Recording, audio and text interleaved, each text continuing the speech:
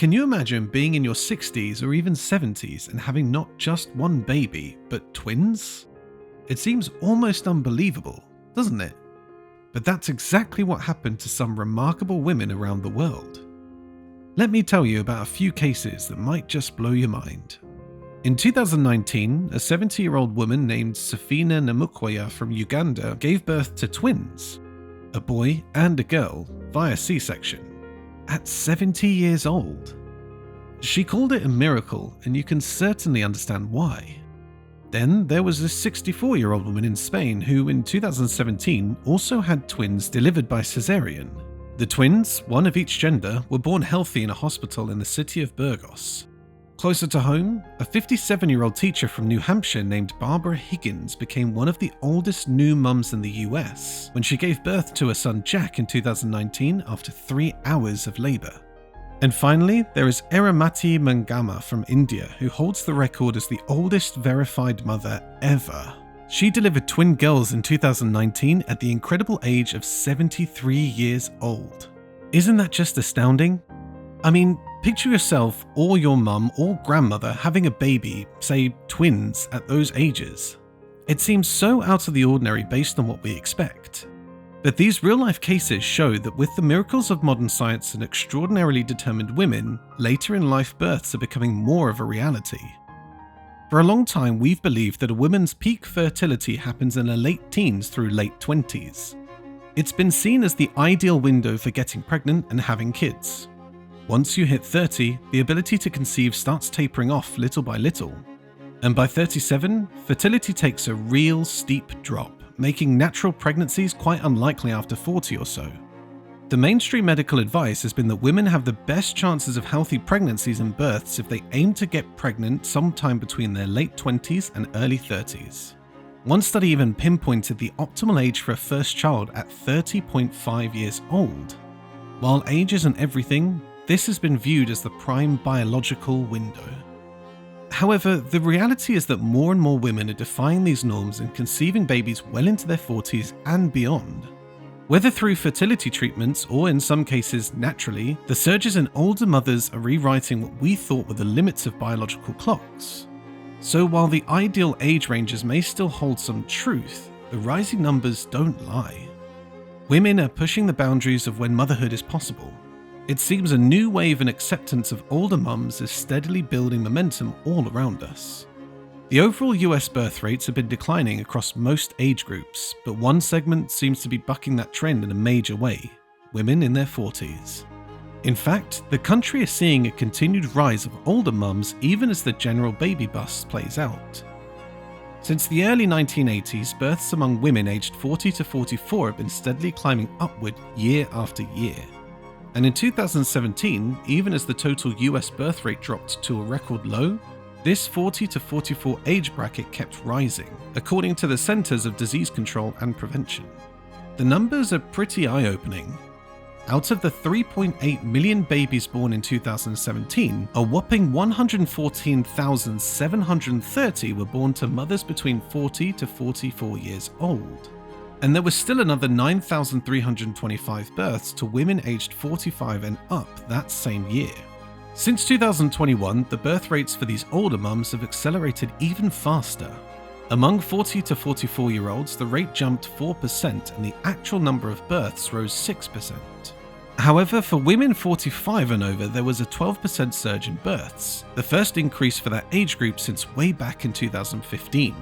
So while a brief pandemic dip occurred in 2020, the long-term view over nearly 4 decades has been an unmistakable rise in Americans becoming new mothers later in life, with their late 40s included.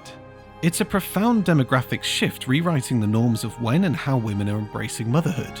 First, the age at which women have their first child is steadily increased. Back in 1960, most first-time mums were in the 20 to 24 age group. However, by 2018, the peak age for first births had shifted to 25 to 29. You can see how things have really progressed over time. Now, there are some variations when you look at different racial and ethnic backgrounds. For Hispanic women and Black women, ages 20 to 24 are still quite common for that first baby. But for white women, it's typically happening in the 25 to 29 range. The other racial group tends to skew even older, with many first-time mums in their early 30s. Education levels also play a big role here. Women with less than a high school diploma are much more likely to become mums as teenagers or in their very early 20s. Those with a bachelor's degree or higher generally wait until their 30s to have that first child. It's just two very different realities. The data really highlights this trend. The average age for the first-time mum in 1970 was 21.4 years old, but by 2000 that number had jumped up to nearly 25 years old. A solid increase of 3.5 years in just 3 decades. The general age for all mothers rose from 24.6 to 27.2 during that same period. You must realise that while these ages are increasing, over half of births still occur when the mum is in her 20s. The lowest average age was actually back in 1973 to 1974 at just 24.4 years old. So it's been a gradual shift, not an overnight change.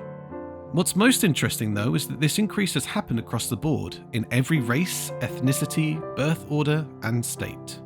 To me, that really drives home that there's been a fundamental shift in how women today approach motherhood and family planning compared to past generations. What might be causing this shift towards older motherhood that we're seeing? There are quite a few potential factors at play. Advanced technology.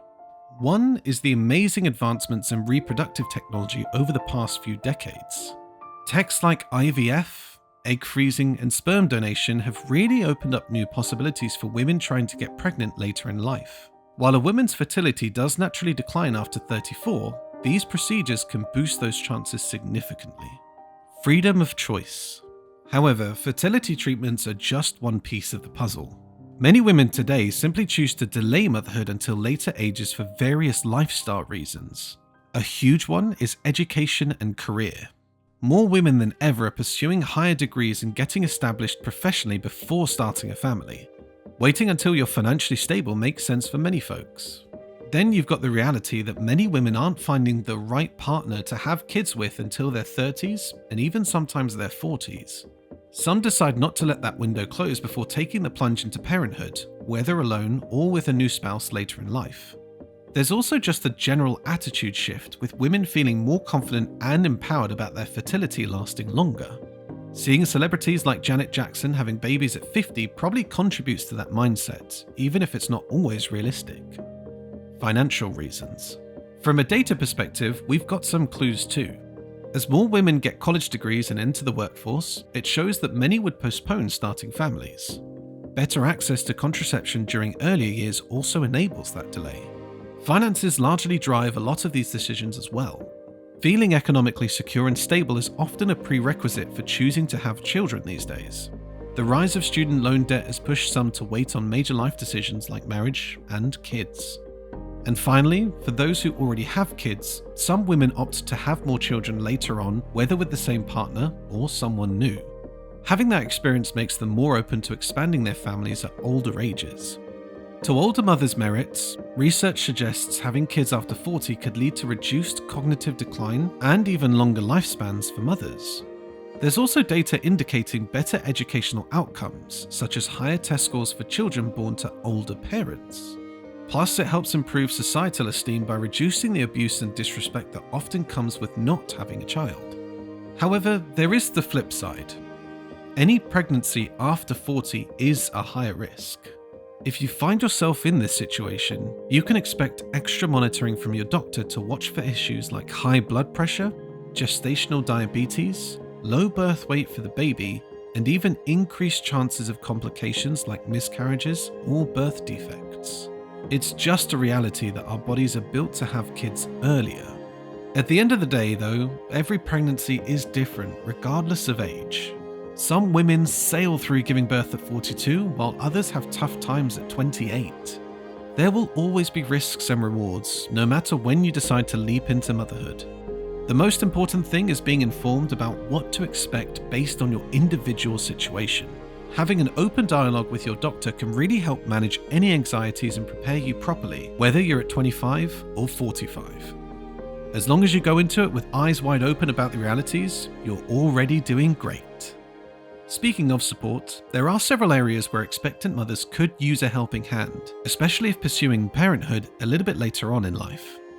On a government level, robust parental leave policies like those in Scandinavian countries can provide critical time off for bonding with the baby. This also cuts across improving access to fertility treatments for those who need medical assist. In the corporate world, more companies are stepping up by offering fertility coverage benefits and generous parental leave, major pluses for career-orientated future parents. Family support networks with financial assistance, childcare help from relatives, and just overall emotional backup also makes a huge difference. Ultimately, we need continued societal shifts to reduce any stigma around later pregnancies and embrace the diverse range of modern family setups. The more we normalize and accommodate these different paths in parenthood, the better for all. No matter your age or situation, the journey to motherhood is an intensely personal experience. But having the right support structures in place, medically, financially, emotionally, can make that road ahead so much smoother. Alrighty, well, that's a wrap for today's topic. As always, I'd love it if you could drop a like, share this with any friends thinking about future families, and subscribe for more videos unpacking the latest trends in simple living. Thanks for tuning in, and I'll catch you next time.